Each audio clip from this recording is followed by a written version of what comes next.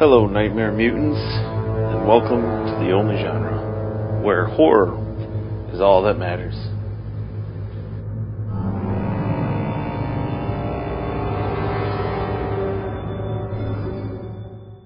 Oh, I guess I open up.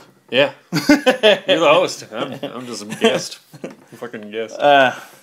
Hello and welcome to the only genre. The only genre. I'm Sean Vidmar. I'm Danny Mecler. Yes. Mm-hmm. And actually we're going to open up with a couple movies, I think.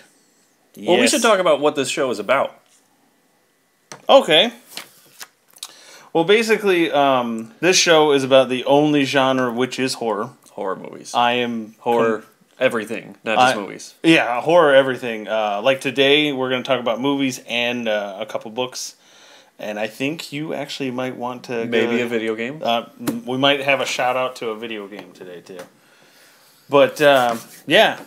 Anything and everything horror, especially with Halloween coming in a month. Jesus. It's almost a full month now, I think. It's a little over a month. It's the 4th. Oh, it is. Wow. September 4th. Month away. It's only a month away, everybody. Halloween's coming early. Set your clocks. So the first movie actually we're gonna pick up from is that right? Did I say that right? Anyway, whatever. Is we're gonna talk about Riddick. It actually opens up this week. Have you seen any of the Riddick movies? I've seen Pitch Black. Oh. If not all of it, I've seen at least part of it. I do fall asleep during movies quite a bit, so... That is true. That is true. I don't think I have narcolepsy, but it's possible. Narcolepsy when it comes to movies. Yeah. Basically. Only during movies.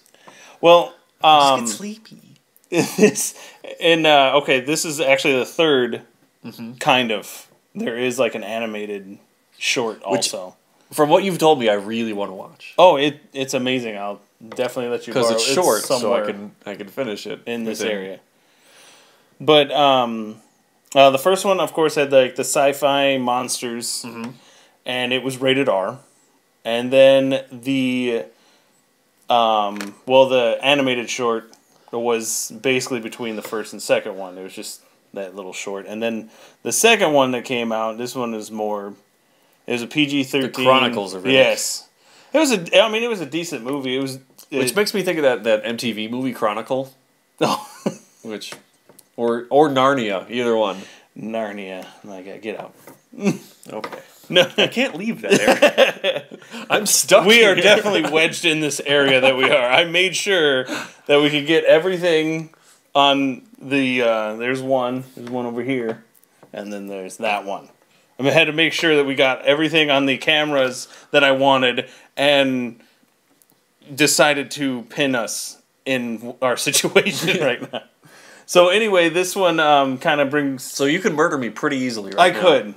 Quickly. That is part of the show, by the way. Would you bludgeon me with your phone, or how would you... I'm going to hide these pens. Those pens are... Well, I might be getting a new Mac, so... Yeah. Got to dispose of it the right way. But it's aluminum, so it'll probably just, like, fold over my head. God, that'd be horrifying. I'd actually be pretty sad if I did that to my Mac anyways. But anyway, temporarily until you get a new one. But anyway, this movie, it kind of goes back to the first one. We got a solid R rating again. Lots of violence. Awesome. Oh, what does R stand for? Restricted. Yes, I believe. Good to know. Now we have to look this up. But this one, he's stuck on a sun-scorched planet, and two ships actually show up. One carrying a new breed of mercenary, and the other is captained by a man from Riddick's past.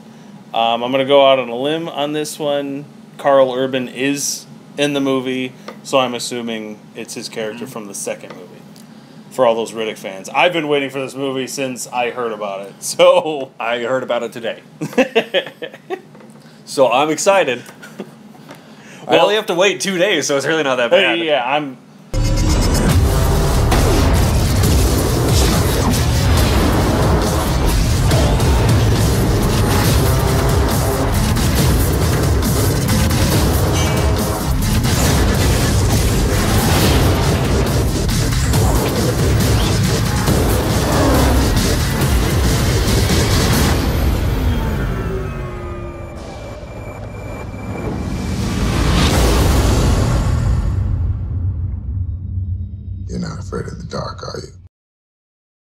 I'm actually very upset because I have no money.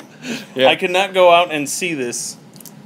Oh my god, I'm so upset that I can't go out and see this movie. Like, Thursday, basically. But Just sneak into a theater. Buy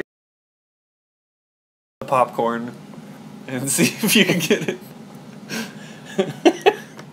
well, but It's just opening night. it's just opening not gonna night. be Yeah, security or I need to make a friend right now, and actually, it's someone that works in the theater business. You're gonna find like a And dancer I need on the stage. I need to find someone that could sneak me in somehow. I will give them no money right now because I don't have the money to go see the movie. So. Or just wait outside of a theater, like at those emergency exits, and when someone leaves, just jam your foot in there and see if you can just walk right back. Excuse me, coming through. And do you know how many people would actually not question that? No, no one would care. Like, how many people What would a just smart guy. Everyone's like, I could tell someone, but I'm not going to. I'm too leaving. I've busy." already left. I can't go back in. He closed the door on me. Or the person comes out, hey, what'd you go see? That was not Riddick. We're not friends anymore. I saw the Croods. It was awful. Okay, moving on to Poker Night. I don't even know what's in theaters right now. To be completely honest, I have no clue either.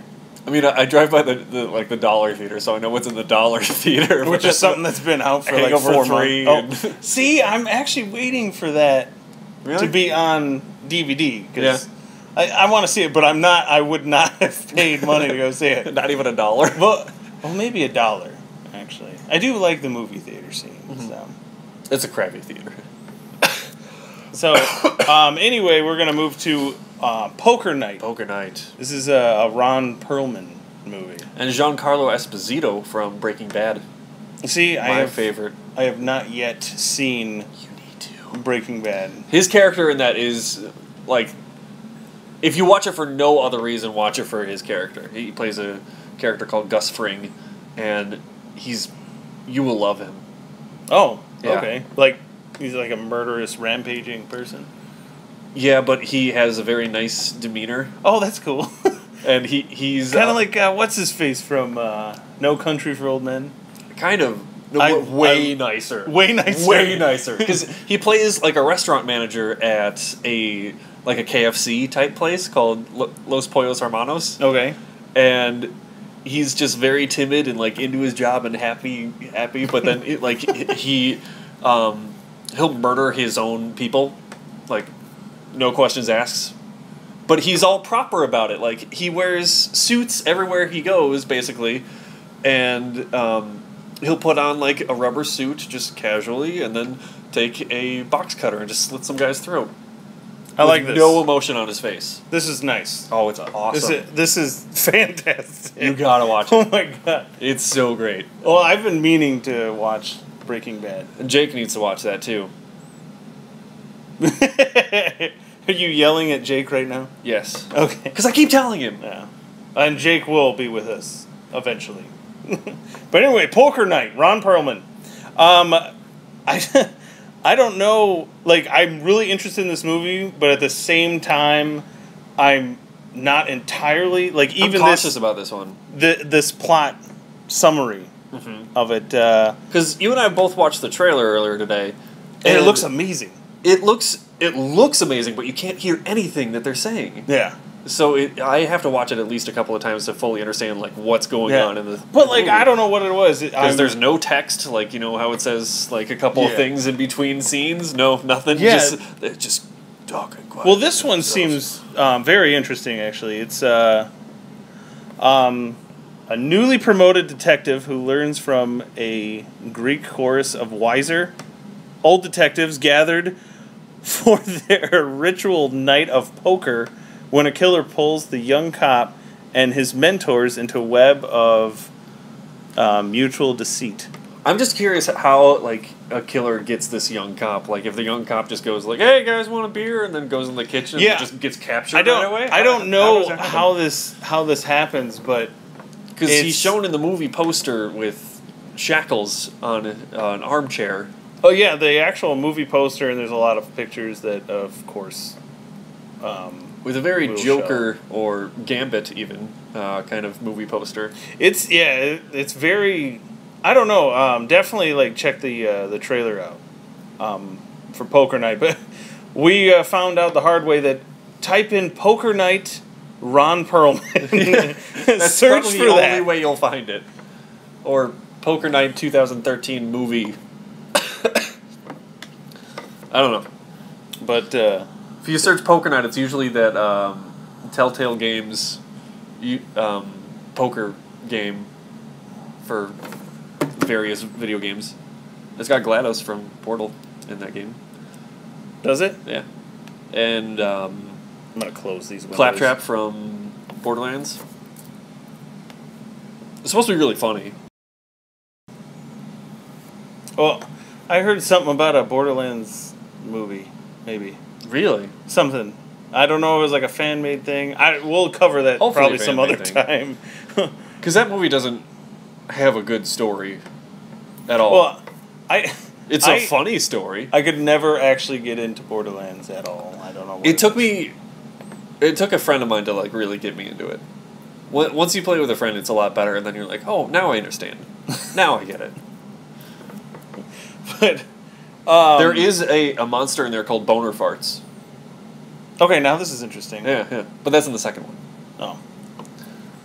But Pretty early in the game, actually. well, moving forward, Uh-huh. I read about this book. It's called Addicted to the Dead by Shane McKenzie. By the way, Shane McKenzie is a big-time horror writer that I've never heard of. I accidentally stumbled upon this guy, and the cover of this book, Addicted to the Dead, like, is...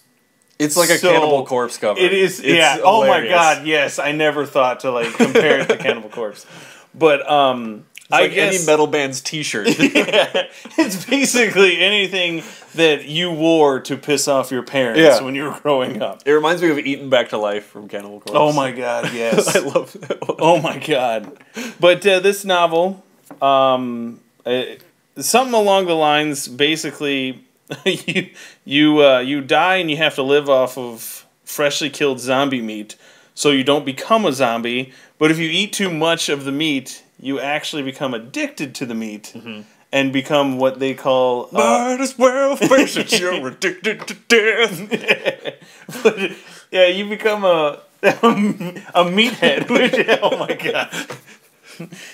And I'm posting this, so you were on. I know, I am doing it for this show. But you become basically just strung out on zombie meat, and that's basically your goal in life. It's just Life. yeah, I don't know. And it's actually very interesting. When I read a little bit on it, it basically follows this brother and sister, and the brother and sister go along, and they're just trying to kind of live day-to-day life. And I guess when you're dead, you don't talk, but the sister is dead and she talks. So there's something special going on there. And then it jumps to Is she half dead? I guess. I don't know what's going on. But it's, that's one of the things that kind of, they're just like, hey, this is what's going on. And I don't know why I'm trying to seek like absolute truth in this this book about zombie meat. Well, and then they got a serial killer that they follow around. He works for somebody who basically sells zombie meat and does zombie snuff films. I kind of picture him like the merchant in Resident Evil 4 where he's like, what are you buying? And he just pulls out this trench coat and there's just meat hanging from him. Hiya, stranger. What are you selling? But that was my favorite character in that game. Actually, mine too. First time I saw him, I was like, what am I fighting? Can we have a game with this guy where he's like root beer tapper and he's just shoving it down? But it was just like, when I heard about this, like, one of the reviews I was actually reading said something about, happy thoughts and then, pardon my French, but something about skull fucking at the same time. And I'm like, what? So some of this morbid crap that just shows up is like but I have to get this book. Yeah, because there's zombie snuff and apparently zombie porn, which I'm really curious about how they do zombie porn, because I don't think zombies can get hard. Well, no, it was like the way it came off is like it's kind of brutal. Some of the brutal stuff. Just read up on the book because I know some people don't want to hear about this. Obviously, if you're fucking a zombie, you would wear a condom. Hell yes, double wrap that. But if a zombie is nailing a zombie, I don't think they need condoms. Well, actually, this goes lose? into another movie. It's called Dead Girl. Mm-hmm. Yeah, they keep a zombie as like a sex slave. Yeah, it's. I think weird. I if I were to have sex with a zombie, I'm not saying I'm going to, but thought about it, but I think that's a line. I wouldn't stop with just the wiener. I think I would have to saran wrap my entire body. It's Dead Girl was weird, like, oh my god, weird. So if you ever wanted, it's at your own risk, kind of. I have it. It's somewhere in here again, but Do you want Betamax, VHS, DVD, Blu-ray? Yeah, I'm gonna. But, well, actually, let's go ahead and get away from the strangest necrophilia like ever. Just like, oh my god, like I'm sorry, but I do have a little tangent though. Oh god, I was trying. Back when I was in high school, I was really big into Slipknot. Like, I had the jumpsuit. I love Slipknot. Yeah. I mean, not as much. I was Corey Taylor for Halloween one year. Oh, nice. Which no one knew about. I just showed up in the jumpsuit and the mask that I made myself out of, like, jeans and duct tape and spray paint. It was terrible. But, so I was trying to... We need a picture of this now. I might have a picture of it somewhere. I was showing my dad my Slipknot, the music, for the very first time, and we were in the car, and I put on the CD... the self-titled one, the first one, and I don't remember what song I played for him, maybe Eyeless, probably, but I played it for him. He was like, okay, not bad, not bad. Let me show you one, and he put in Alice Cooper's I Love the Dead. Oh, nice. And I'm like, it was so unsettling and like creepy and weird. I'm like, okay, Dad, you win. Yes! You win this round. Go, Dad! That was for your dad. He's not going to watch. But still, that was for him. Yeah. But anyway, did you want to have a small shout out for a certain video game that you don't want to speak too much of? Missy, my girlfriend, got me The Last of Us for PlayStation 3, only for PlayStation 3, and I've been really following that game since I first heard about it. I think about 2 years ago. And I was so excited to play it, but she handed me the game first, and I had no idea, like, okay, well, I don't have a PlayStation, what am I going to do? I know you've listened to me talk about this before, what do I do? And then she walks away, and then your PlayStation is sitting there, like, oh my god! So I played it pretty much nonstop, like, on my birthday and my anniversary with my girlfriend. Oh, she loved that. Well, she was also sick, so she wanted to be in bed, and I'm like, yes, excuse. Played it, loved it, and just like it really spoke to me. Like everything about that game was just perfect. Ending I didn't really like, but it made sense. Okay. And it fit those. What that whole game was about, which is why I think I liked it so much. Like, even though I didn't like the ending, I think it should have ended differently, because I'm an optimist, but it fit that whole narration, and the developer was just like, yep, you only get that ending, so if you don't like it, too bad. Oh. You're going to enjoy it. That's kind of cool, though. I mean... Yeah. And I don't want to get into very many details because you haven't played it yet. And no, I have not. You're about to. I will. I just got my PlayStation back. It's sitting over there. That's why I came over. Yeah. It's the only reason why we're doing this right now. But, well, anyway, the last thing that we're going to do is basically the only pick of the week, which is basically we're going to suggest something for you. I But was going to say we should each suggest one, but it's the only pick, so we have to come up with one.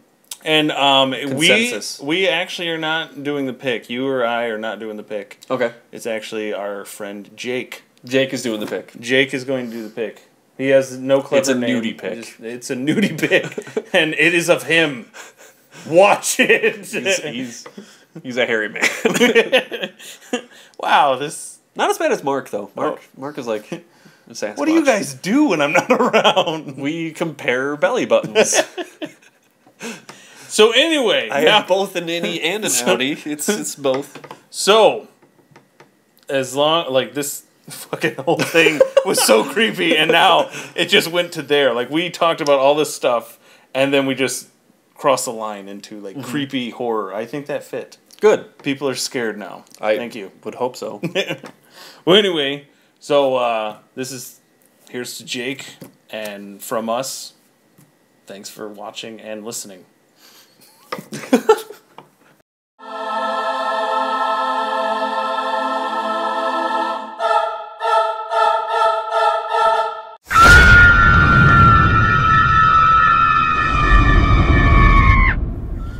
Hey there, horror fans. This is Jacob Hagloch. I am going to be talking about my movie recommendation, Trick or Treat, which was released in 2007. It was directed by Michael Dougherty and written by Michael Dougherty.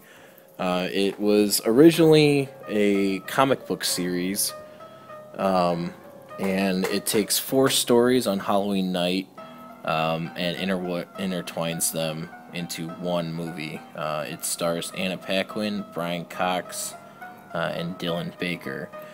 Dylan Baker plays everyday high school principal who actually has a secret life as a serial killer. Anna Paquin plays a virgin who might have just met the one guy for her.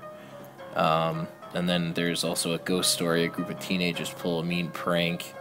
I mean, this movie has it all. It's got ghosts, it's got monsters, it's got serial killers. It's funny at some parts, it's scary at others.